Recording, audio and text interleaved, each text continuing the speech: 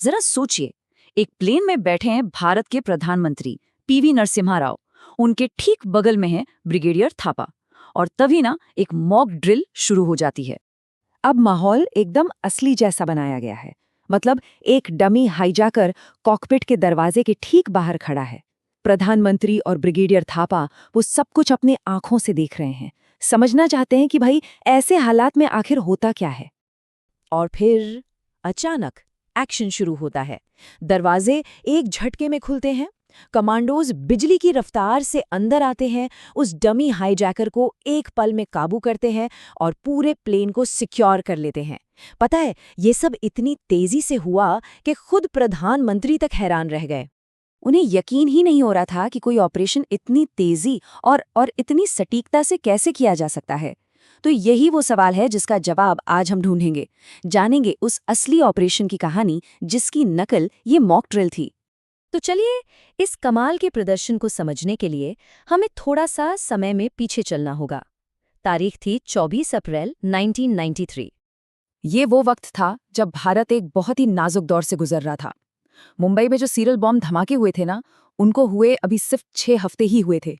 मतलब पूरे देश में सुरक्षा एजेंसियां हाई अलर्ट पर थीं। माहौल बहुत तनावपूर्ण था।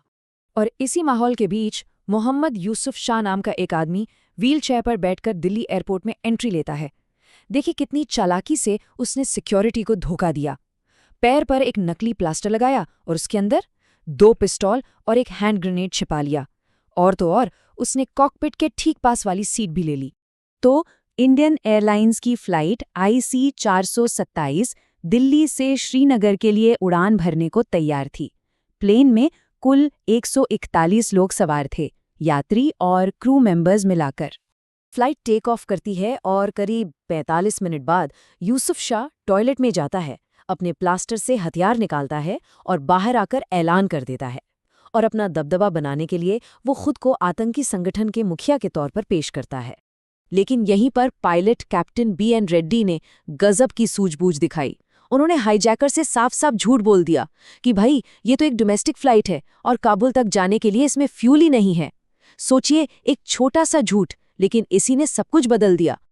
तो अब हाईजैकर ने ऑर्डर दिया कि प्लेन को पास के देश पाकिस्तान के लाहौर ले चलो। लेकिन यहाँ एक बड़ा ही दिलचस्प डिप्लोमैटिक खेल शुरू हो गया। कहते हैं अमेरिकी दबाव की वजह से पाकिस्तान ने अपने रनवे पर गाड़ियां खड़ी कर दीं और प्लेन को लैंड करने की इजाज़त ही नहीं दी। ये भारत के लिए एक तरह से अनजाने में मिली पहली जीत थी। अब फ्यूल तो सच में खत्म हो रहा था। प्लेन के पास अमृतसर में उतरने के अलावा कोई और चारा नहीं बचा था। और जानते हैं, ये ही उस हाईजैकर की सबसे बड़ी गलती थी, क्योंकि अमृतसर सुपरकॉप KPS गिल का इलाका था। देखिए, शुरू में तो लोकल अधिकारियों ने हाईजैकर को टालने की कोशिश की, जिससे वो और भड़क गया। लेकिन जैसे ही KPS गिल ने कमान संभाली, पूरा खेल ही पलट गया। वो हाईजैकर से कोई मिन्नतें नहीं कर रहे थे, बल्कि वो तो उस पर साइकोलॉजिकल दबाव बना रहे थे, उसे थका रहे थे। ये अपने आप में एक मास्टर क्लास था कि संकट के समय दिमागी बढ़त बनाना कितना जरूरी होता है। और इसी बीच दिल्ली से भारत का सबसे घातक हथियार रवाना हो चुका था, नेशनल सिक्योरिटी गार्ड यानी NSG की 52 स्पेशल एक्शन ग्रुप। ये वो यूनिट है जो बनी ही है हाईजैकिंग जैसी सिचुएशन से निपटने के लिए, और इसे लीड कर रहे थे ब्रिगेडियर CB थापा। फिर देर रात खुद प्रधानमंत्री नरसिम्हा राव ने ब्रिगेडियर थापा को फोन किया। उन्होंने सीधा सवाल पूछा, क्या ऑपरेशन में किसी यात्री की जान को खतरा है? ब्रिगेडियर थापा का जवाब एकदम ईमानदार और सीधा था। ये वो पल होते हैं जहां असली लीडरशिप की परीक्षा होती है, अनिश्चितता के बीच एक हिम्मत भरा फैसला लेना। और बस इसी बातचीत के बाद ऑपरेशन को हरी झंडी मिल गई। तो अब मंच पूरी तरह तैयार था। क्राइसिस मैनेजमेंट ग्रुप से ग्रीन सिग्नल मिल चुका था। ब्लैक कैट कमांडोज अपनी अपनी पोजीशन ले चुके थे। अब बस फाइनल हमले का इंतजार था। यहाँ पे KPS गिल ने अपना आखिरी दांव खेला। उन्होंने हाईजैकर को रेडियो पे कहा कि फ्यूल टैंकर आ रहा है। ये एक बहुत बड़ी साइकोलॉजिकल चाल थी। मकसद था हाईजैकर का पूरा ध्यान सिर्फ एक ही जगह पर खींचना। और जैसे ही हाईजैकर ने उस फ्यूल टैंकर को देखने के लिए खिड़की से बाहर झांका, उसकी पीठ केबिन की तरफ हो गई। बस यही वो पल था जिसका कमांडोज को इंतजार था। एक साथ प्लेन के सारे दरवाजे खुले और कमांडो अंदर। दरवाजे खुलने से लेकर हाईजैकर के मारे जाने तक इस पूरे ऑपरेशन में पता है कितना वक्त लगा? सिर्फ 3 मिनट। इससे पहले कि हाईजैकर अपने ग्रेनेड की पिन भी खींच पाता, कमांडोज ने उसे न्यूट्रलाइज कर दिया।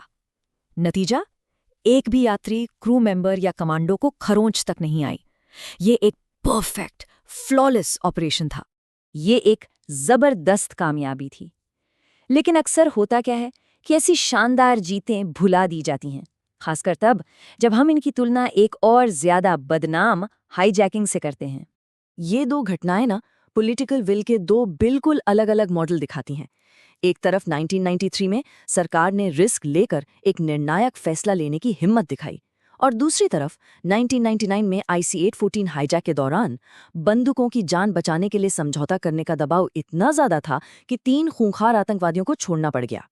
ऑपरेशन अश्वमेध की स्पीड और इसकी सफलता इतनी कमाल की थी कि इसे ऑफिशियल तौर पर लिम्का बुक ऑफ रिकॉर्ड्स में भी जगह मिली। तो सवाल यही है कि इतनी परफेक्ट कार्रवाई और इतने निर्णायक लीडरशिप की कहानी को काफी हद तक क्यों भुला दिया गया है, जबकि फेलियर्स की कहानियां अक्सर याद रखी जाती हैं। शायद सफलताएं चुपचाप अपना काम कर जाती हैं और विफलताएं अपने पीछे एक लंबा शोर छोड़ जाती हैं। सोचने वाली बात है।